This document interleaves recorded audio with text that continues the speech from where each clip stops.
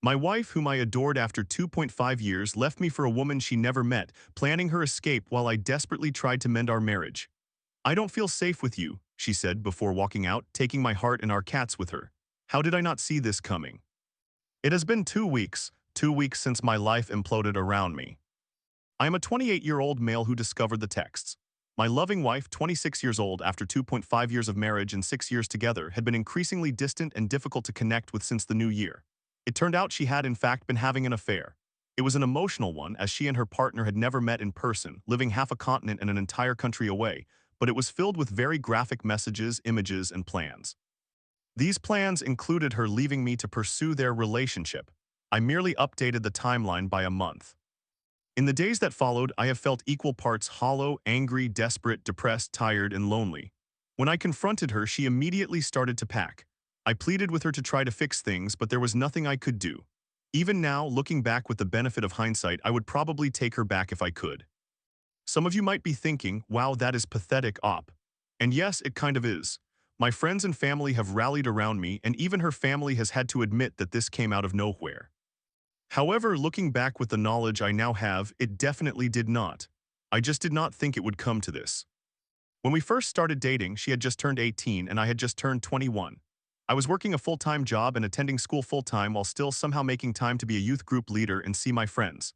The year 2018 had been a rough one for me emotionally. Between April and August of that year, I had attended 7 weddings of close friends and 1 family member, being part of 3 of those wedding parties. I will admit I was lonely.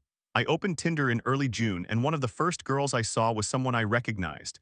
She went to the same school as I did, but she was a few years behind me. We also attended the same church.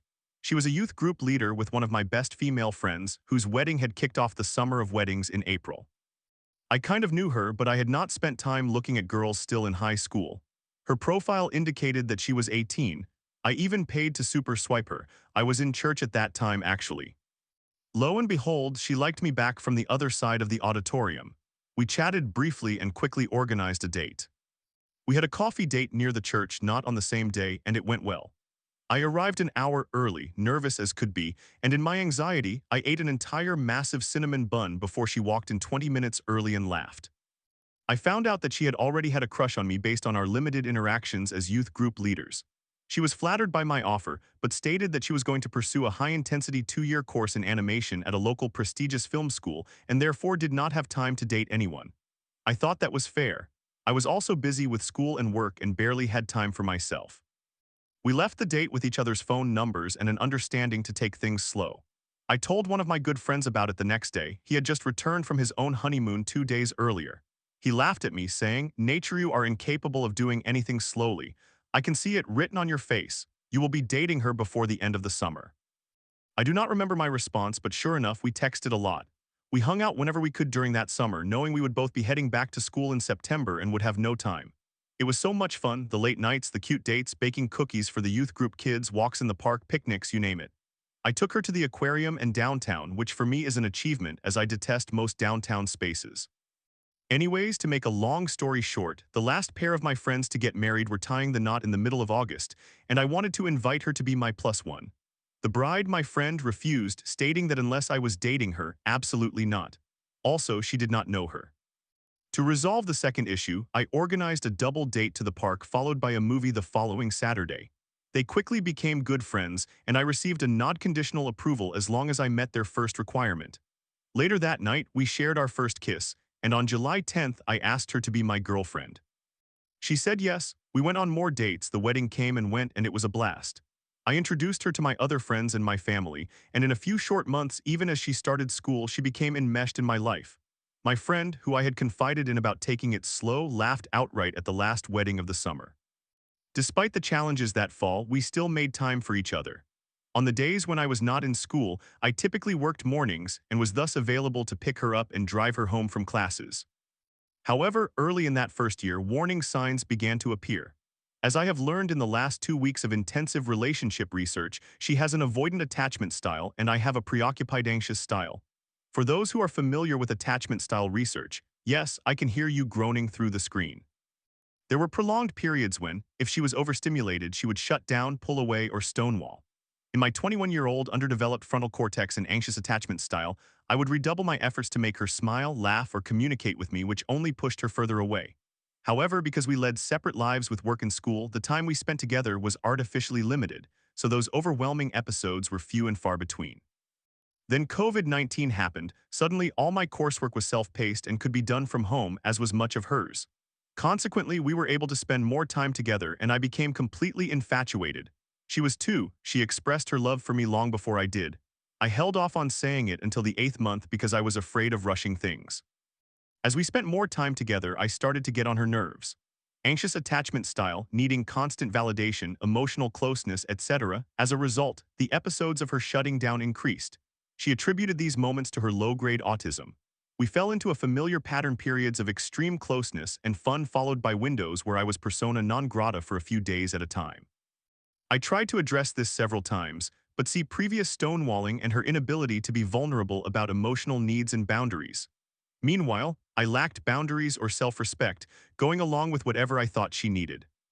The next few years are less significant, just assume it was more of the same. I got a new job that paid more, but it was significantly more sedentary, and I began to gain weight. She graduated from school but could not find a job in her field and started drawing as a side hustle while working in retail. I bought a ring and we got engaged. Her parents divorced, and suddenly she needed a place to live because her mother was moving far away and her father was downsizing to a small apartment. My grandparents intervened.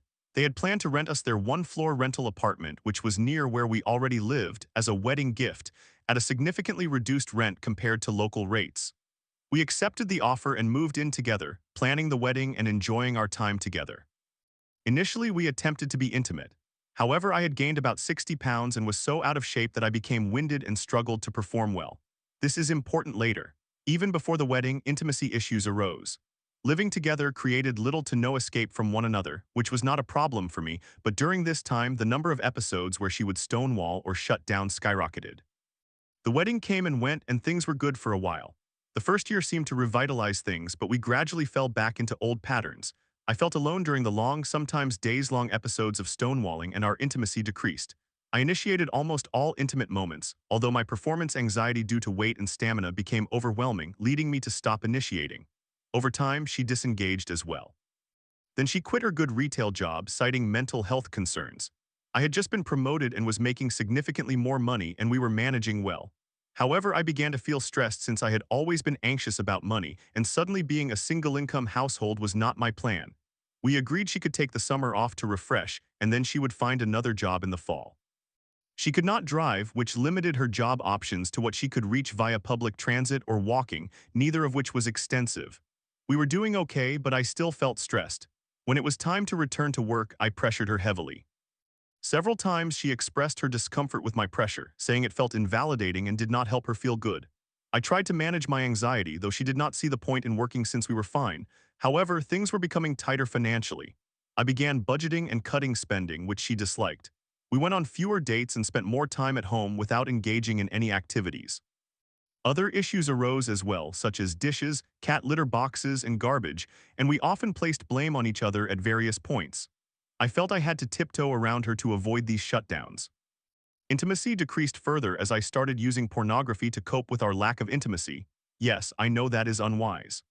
I felt ashamed for using pornography as a substitute, and that shame drove me further from intimacy, as I was burdened with feelings of unworthiness and self-disgust during the few attempts we made, which were not exactly aphrodisiacs.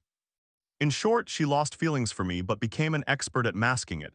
We maintained a daily routine of hugs and kisses goodbye. Then I lost my job. Our contract ended because my manager and the client could not get along. When our contract expired in August, it was not renewed. I was under considerable stress back in November and took a much lower-paying job. We started dipping into savings, so I put a lot of pressure on her to work more and micromanaged her art account to maximize earnings. She eventually did work part-time, earning a small amount from her side hustle, to the point that on the day she left, she told me she did not feel safe with me because she was always worried about when I would discuss money or her employment. During this time, she began spending more time with friends she had made in a Discord group chat for a piece of media we both enjoyed. From there, she would live stream her drawing and playing that media. A girl joined the live streams and quickly became a close friend. Here is an important piece of context. my wife is pansexual and this friend is a lesbian.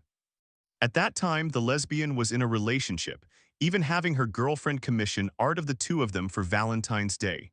However, they broke up before that, with the girlfriend apparently moving away for school. Shortly after this, the affair began, as I later learned from the texts, with my wife initiating the contact. My wife was planning to fly to visit her at the end of May to consummate the affair and presumably file for divorce shortly thereafter. But I discovered the texts first.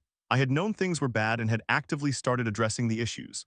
For the last 2 months, I had picked up the household chores and made efforts to express my admiration for her, appreciation for her, and to make her comfortable while also accommodating her need for space.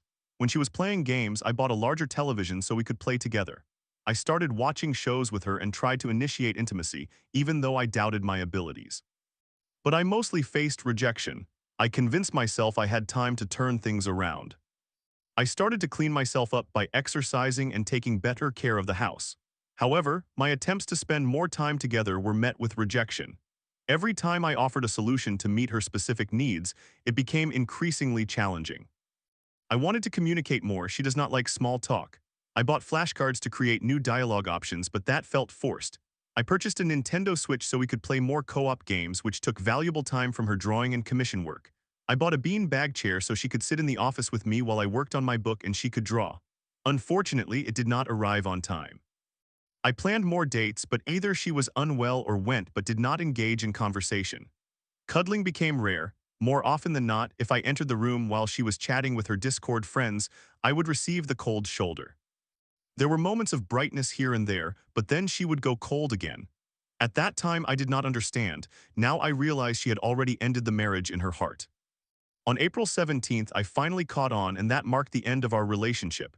She left and moved in with her mother. I presume she will continue her relationship with the affair partner. The texts indicated they had been planning this for quite some time, even dating back to the end of March, my birthday. Now I am alone. I have tried to be productive. I have started going back to church, attempted to see friends more frequently, and redoubled my exercise efforts while improving my diet. As mentioned, I have purchased a couple of books on relationship theory and self-help for anxiety, and have listened to more podcasts in the last 2 weeks than I have in the previous 20 years. I alternate between feelings of hopelessness and depression to anger and jealousy. The affair partner has an online side hustle on Twitch, and I found them. There is my wife in the comments cheering her on. Divorce has been filed and we are doing it mutually. A separation agreement is being drafted. Meanwhile, my friends and I packed up all her belongings last week and they are currently sitting in the garage. My house feels empty despite the 2 cats she left with me without a second thought. She was the one who wanted them. I am going to therapy starting next week. It took me some time to find a therapist that my benefits would cover, and that was conveniently located. My friends and family have been supportive, but aside from a few moments of comfort, I feel so desperately alone. I recognize that this is unhealthy. I made her the center of my entire world without realizing it was overwhelming for her. Now the center is gone and I am adrift. I know what I should be doing but do not know how to get there. I know what I should have done but cannot go back. I realize this is not technically an off-my-chest post, but I haven't been able to share all the precise details with my friends or family due to shame, embarrassment, and fatigue from hearing, "You were so good to her, it's not your fault," or "just get over it." TLDR, my wife left me for her affair partner after a slow death of our relationship. Story 2. Navigating friendship madness. I tried to cut off my possessive feelings for PB, but when he said I want a wife, I panicked. After confessing my love and receiving rejection, I asked how to remain friends without ruining everything. Was I just being delusional? I ask this in a general sense, but I am motivated to learn how to be more normal so I can maintain my friendships and make new friends. I am trying to become a better person who is easier and more pleasant to be around. I am very sensitive, deeply insecure, paranoid, and I have a tendency to withdraw when things go wrong. I am quite adept at destroying relationships, cutting people off, and isolating myself for months or even years. I also struggle with limerence and forming inappropriate attachments to people. I have attended therapy to help with this to some extent and have done personal research and read books about attachment theory and related topics. I have learned to be comfortable with investing in myself, and I can go out into the world alone and have self-dates without feeling guilty. I have made an effort to reach out to my family and build stronger, friendlier relationships with my parents and siblings. I have regular weekly or bi-weekly contact with friends from high school. I have one daily friend who has inspired this research. I will refer to him as PB because he has a lot of personality traits that overlap with Princess Bubblegum. When we first became friends, we met through a popular online game and I joined his Discord server. He was gay and I thought of him purely as a friend. In the following months, we spent nearly 8 hours daily in voice calls. He gave me his phone number and we would speak on the phone when we were not on Discord together. We were almost always in contact, not necessarily talking the entire time, but often simply being in each other's presence while doing our own activities, whether chores, eating, driving, working, or studying. After about 6 months, we were as close as I had ever been with anyone in a romantic relationship. At a certain point during this time, he transitioned from expressing how much he wanted a boyfriend to how much he wanted a girlfriend. He frequently spoke about how tired he was of men and how he had been treated by them, as well as suggesting that women were easier to be with. He confided in me that he struggled significantly with his sexuality when he was younger, and it was difficult for him to accept being gay. Now he feels like he is going through that transition again and feels hesitantly interested in women. Then he began identifying as bisexual. Over time, I went from never considering that we might be romantically involved to contemplating that it was a possibility. He would call me and stay on the phone with me throughout the day while I was at work to the extent that I had to charge my phone to keep it from dying. He would study general material or prepare for tests with me on the phone. At one point, he mentioned he had difficulty focusing, and sometimes we would hang up so he could concentrate, or he would sacrifice his focus to remain on the line with me. He would take me with him to class over the phone, share study materials, and quiz me on the content. He encouraged me to pursue the same field as him so we could work together. I believed he was serious at the time, but now I am uncertain if he was joking. I tried to engage with his interests because it mattered to him, and it was a way for me to demonstrate that I cared. At one point, he created a private Discord server for me, a mutual male friend whom I will refer to as Gromit and himself. We shared memes and discussed various topics in private conversations there.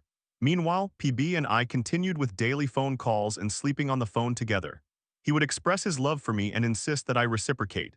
He sent nude pictures of himself to me, and occasionally we shared sexually explicit moments over the phone. I believed this signified something meaningful, and it became a point of contention because he was casually sending nudes to many people and claimed that, in his gay community, it was common, normal, and again casual. I felt agitated by it because I questioned whether I was entitled to him, feeling conflicted since I understood we weren't dating, but I still experienced jealousy and possessiveness. I struggled to manage those feelings because it was unfair to claim ownership when we were not in that kind of relationship. It was also when I realized I desired to be with him but felt unworthy of him. Additionally, it was not a suitable time for me to pursue a relationship with him due to his academic commitments. Around the 7th month mark, we encountered an issue in our friend group where some individuals created a We Hate PB group, discussing their dislike for him, mocking him, and coordinating efforts to troll him. Gromit was friends with those in that group and joined it because he believed that many of them had been unjustly banned from our Discord server. PB confided in me about the possibility of cutting ties with Gromit for associating with that group and barring him from our Discord. I felt caught between my two best friends, and Gromit was the only other person I could discuss the situation with.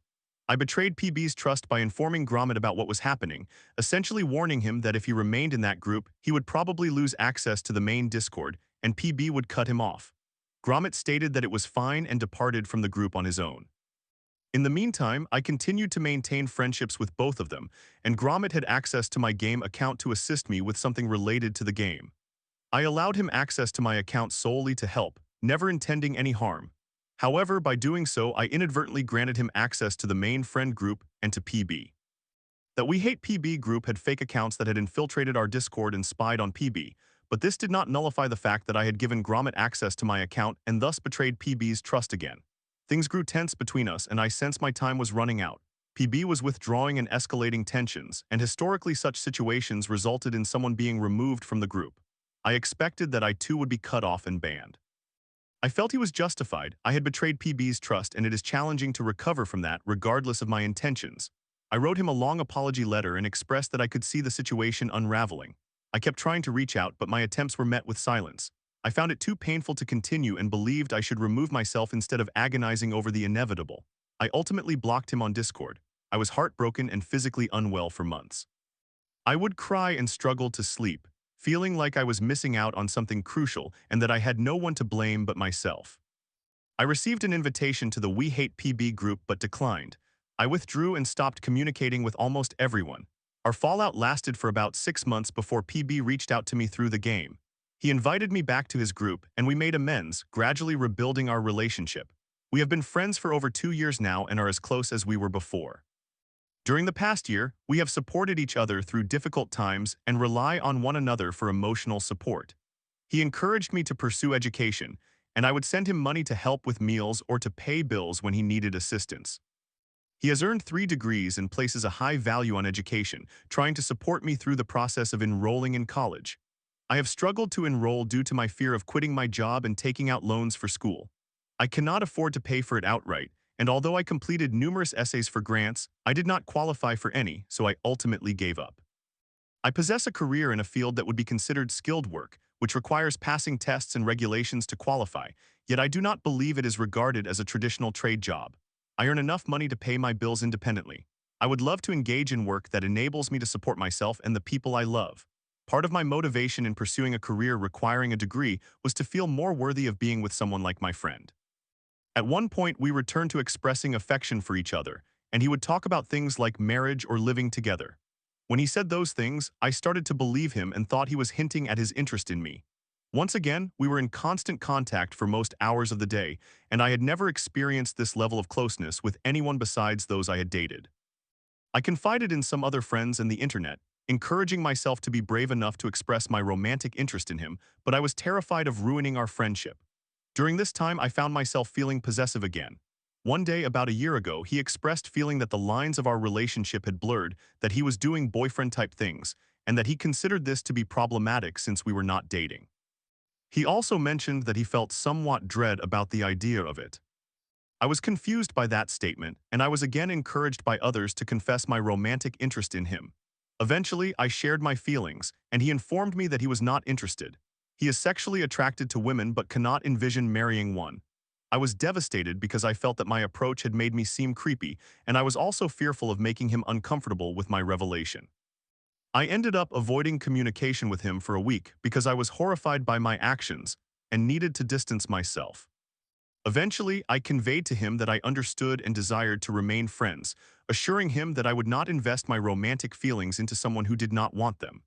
I believed that everything was fine, and although I struggled with my emotions regarding it, I kept telling myself that we would never be together and that he only desired a husband.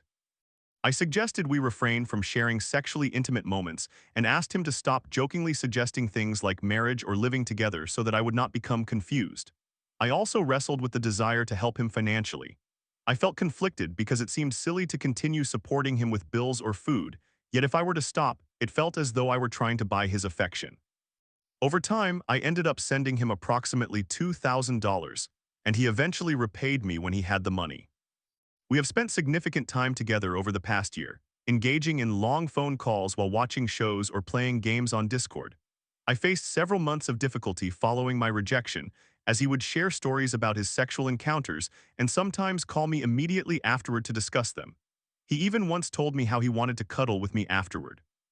One day, PB informed me about a guy he had a crush on who mentioned another guy, which made PB feel upset to hear. I shared that I frequently experience similar feelings when he discusses his interactions with others. After that conversation, he stopped talking about his romantic or sexual activities with other individuals. So much time has passed and we are both still single. A few days ago, he confided in me that he wished he could have a wife because women are raised differently from men to care for others. I kept reminding myself that he was not referring to me and that he did not want to be with me. But we still spoke on the phone constantly, and there is that little voice in my head that whispers maybe.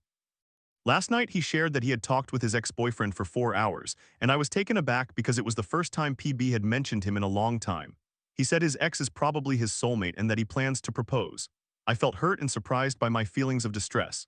That maybe crept back into my mind, leading me to once again misinterpret my situation. Unfortunately, I struggled to conceal my shock and apprehension, which he noticed.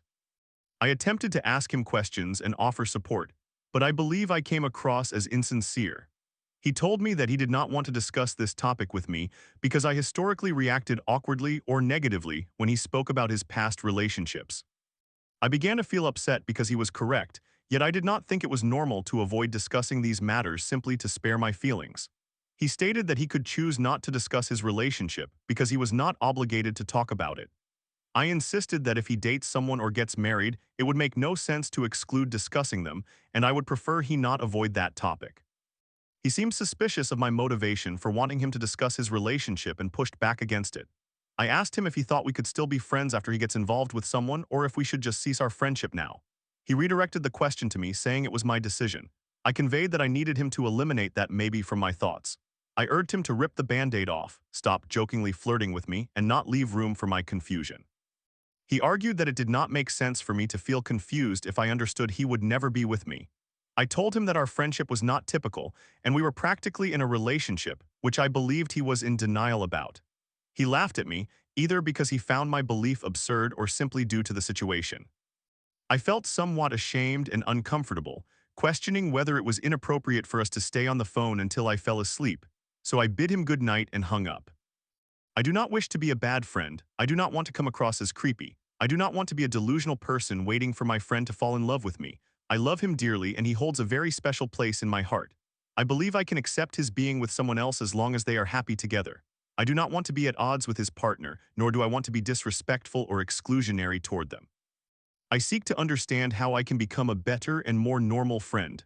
I have searched for information on this topic, and in the past, I have confided in friends about my feelings, but I hope that advice from an outside perspective can provide further clarity.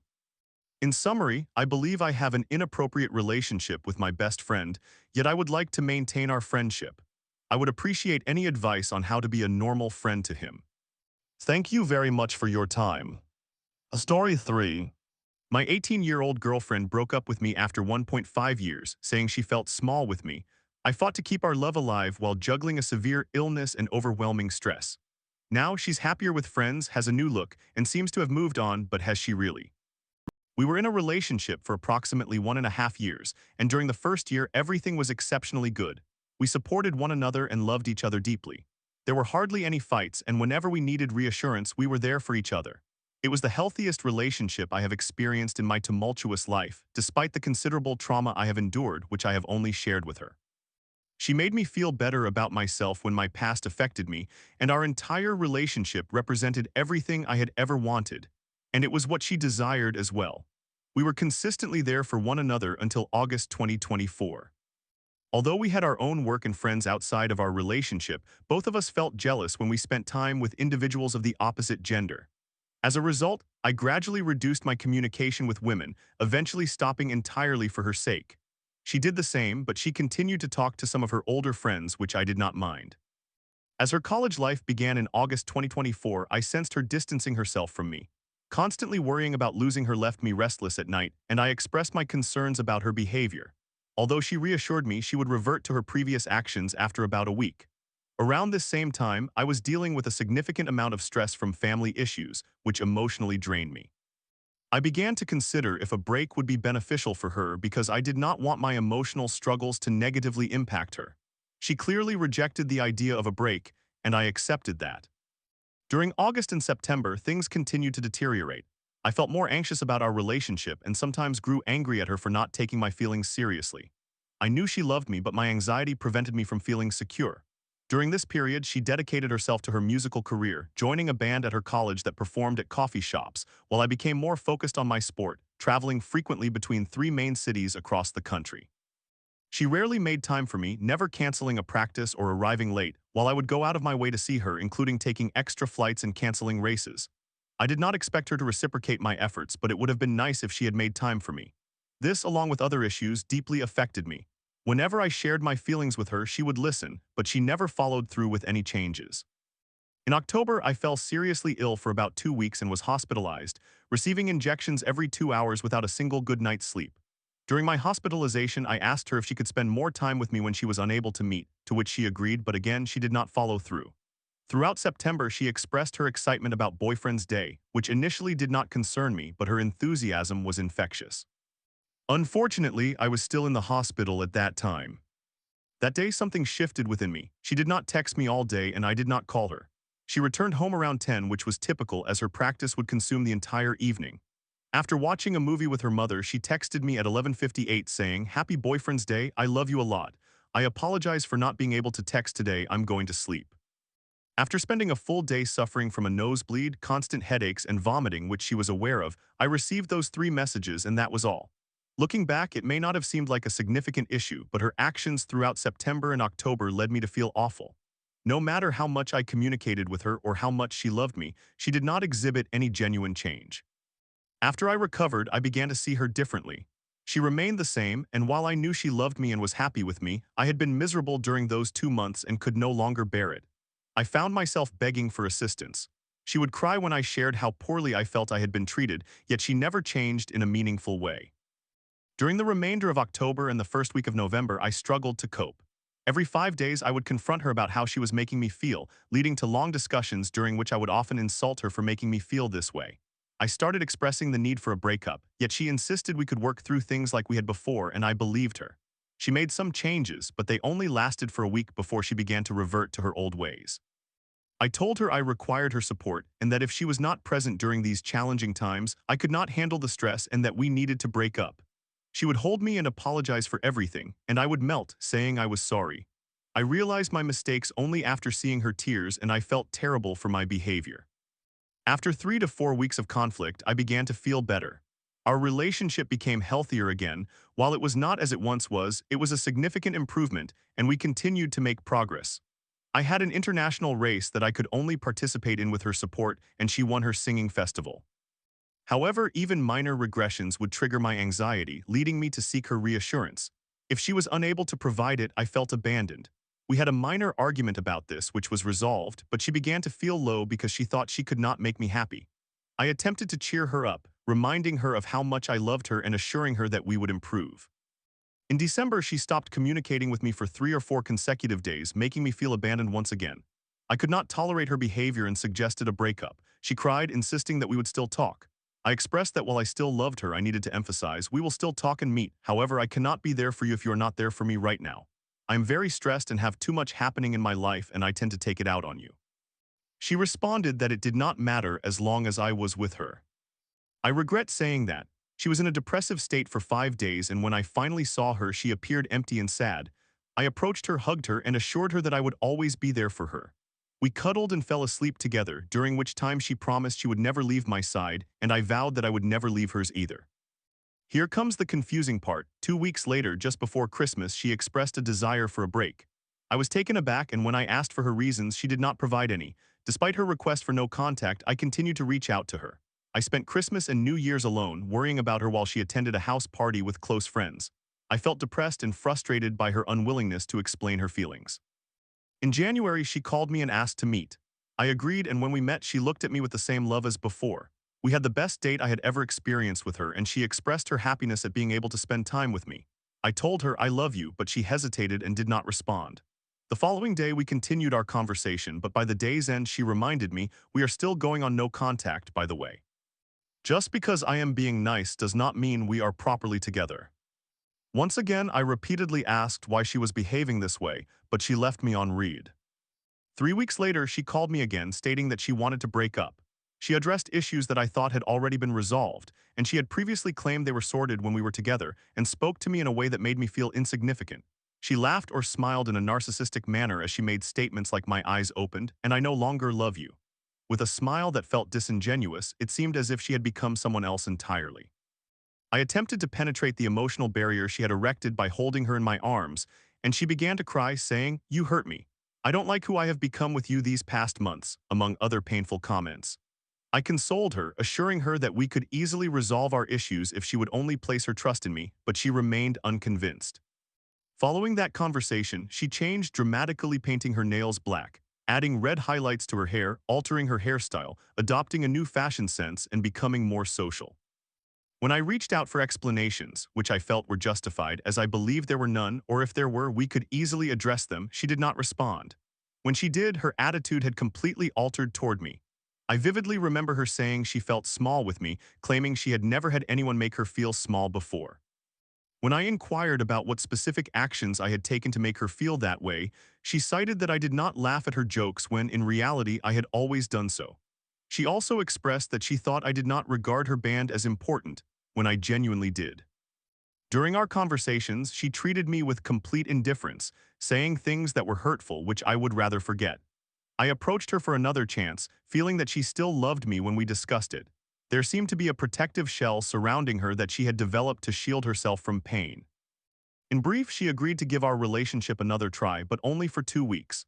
I expressed that 2 weeks was insufficient time, yet she began to voice her disdain for my mannerisms, saying, "How you behave when you are discussing serious issues, how you eat, how you smile, I now detest your jokes." She requested a proper no-contact period for 1 week before the 2 weeks started, and I agreed. However, 4 days into that, I discovered she had liked a provocative post, which upset me. I called her to ask why she had done that, and she responded, "Even if I like it, it should not affect you, we are not together." I retorted that if she could hook up with someone else without it bothering me, that's ridiculous. At which point she stated, "Even if I did hook up, which I haven't, you have no right to control me." I was astonished. How could she say that when we were on a break? She clarified that it was a break and not a breakup. I reminded her that we had agreed this was a break since we were planning to get back together in reference to her earlier message, and she left me hanging. We ended the break prematurely, and she argued with me, accusing me of trying to force her to try again and exerting control over her. She used these terms so frequently that they lost their meaning. I never forced or controlled her, so I was perplexed about the source of her feelings. Before the 2 weeks began, she expressed that she felt no love for me in her heart, and that she was trying again only to determine if she could love me once more. Over those 2 weeks, she exhibited harshness and coldness, displaying narcissistic tendencies and denying accountability. Any issue I felt warranted discussion was quickly dismissed, and I often found myself chasing after her. The first week was decent as we made progress each day. I would ask how she felt talking to me, and by the week's end, she claimed she was happy to converse with me. There was a spark in her eyes again. However, when she remained silent and truly listened to me, things improved. Then she withdrew again for 3 days. Upon her return, she reverted to her previous demeanor. 2 days into the second week, she declared, "I don't love you and I can't. I am merely doing this for the next 5 days to get rid of you," and thus concluded the second week on a negative note. On the last day, I requested a hug, which she was reluctant to give.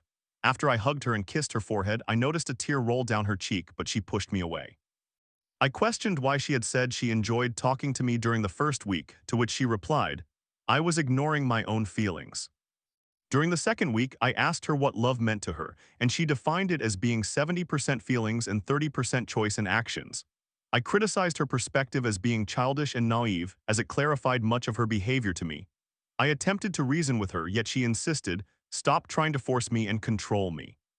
For context, she had never been like this before December. Throughout the time we were truly together, she was the perfect partner. I believe there is still a part of her that loves me and recognizes our compatibility, but the shell she has developed is a direct result of my past mistakes. I yearn for her return. I want to caress her face, kiss her, and love her until the end of my days. I suffer from a severe brain condition that induces strokes and bleeding from my nose and ears. I am uncertain whether I will survive until the end of this year if I continue to experience stress, and she is unaware of my condition. If I were to disclose it to her, I doubt this hardened side of her would care. Recently, I called her to express how much I missed her, and she stated that she was happier interacting and socializing with her college friends, mostly male, than being in a relationship, whether with me or anyone else. I refuse to believe that is true, considering what she had shared with me during our time together. Just last night, she featured on a song with a male friend she has known since 2021. He is 8 years her senior and currently in a relationship with another woman. Although there wasn't any video documentation, her contributions included explicit references that made me feel nauseous. It feels as though she has betrayed me and transformed, yet part of me maintains faith that she would never cheat on me. I find myself torn between these two worlds, the new side that presents potential infidelity and the person I once loved, who promised to care for me. Story 4. After a whirlwind romance with my best friend, I found myself questioning everything. "Do you really care about us?" she asked, but the truth was I felt trapped. After a chaotic festival weekend, I finally told her I can't keep faking it. Now, how do I escape this guilt? My girlfriend and I met in 2023 through a mutual friend at a college event right before graduation. We did not interact much at that time. Fast forward a few months and we gradually became friends. She had just gone out of a toxic relationship at the beginning of the year and I was fresh out of my long-term relationship as well. We talked about our exes, work, life, friends, and more. She essentially became my best friend before she transitioned into my girlfriend. I genuinely appreciated her because she listened to me, was always very supportive, and provided me with advice when necessary. However, looking back, she exhibited some unusual behavior regarding me conversing with other girls romantically. She felt that I was distancing myself and was instead focusing my attention on them rather than on her. My other friends, who are primarily guys, did not share this sentiment. At one point, I recall my now girlfriend coming out to me as bisexual at a restaurant, and I remembered mentioning the other girl I had been talking to at that time while I was slightly intoxicated. This ultimately led to a significant argument, during which she claimed I was unsupportive of her as a friend, and it ended our friendship for a few months. I reached out to repair things because I felt guilty. While doing so, I mentioned that I still wanted to be friends, but I also wanted to ask the other girl out whom I had mentioned while intoxicated. She was incredibly disappointed and hurt, essentially stating it would not be possible and that our friendship would not be the same. I chose my girlfriend and not the other girl because I had only known the other girl for a few months and was uncertain about her as well. Fast forward a few more months and my girlfriend and I began to grow even closer. We started hanging out regularly, I was invited to family events, I met her mother and more. It was reaching a point where the lines were becoming blurred and our relationship had transformed into a romantic one without any formal title. Personally, I did not perceive her romantically. I cared about her deeply but did not find her physically attractive.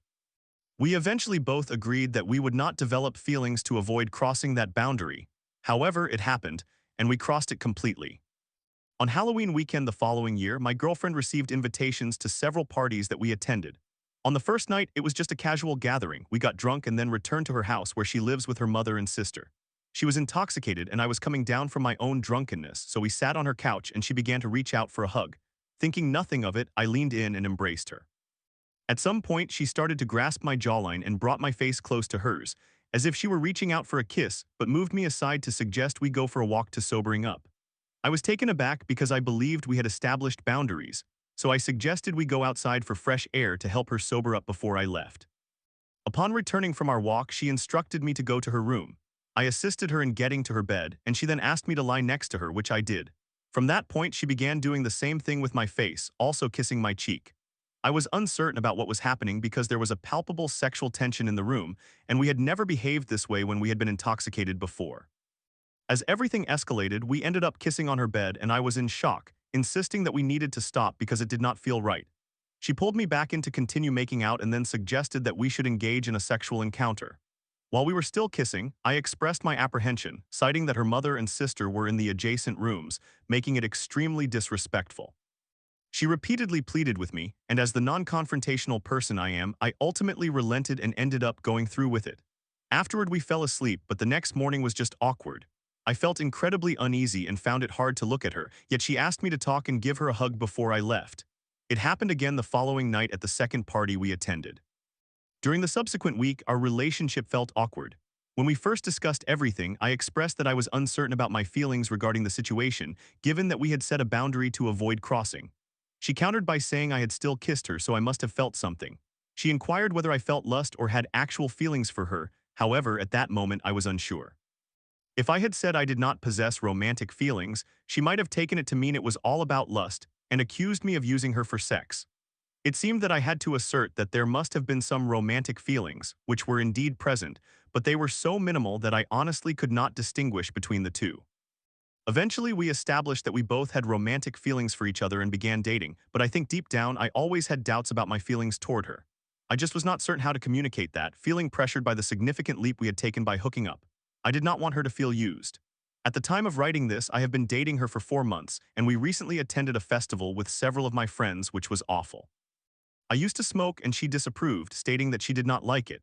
Even after I tried to explain that I seldom smoke now, we ended up fighting because we disagreed on the subject.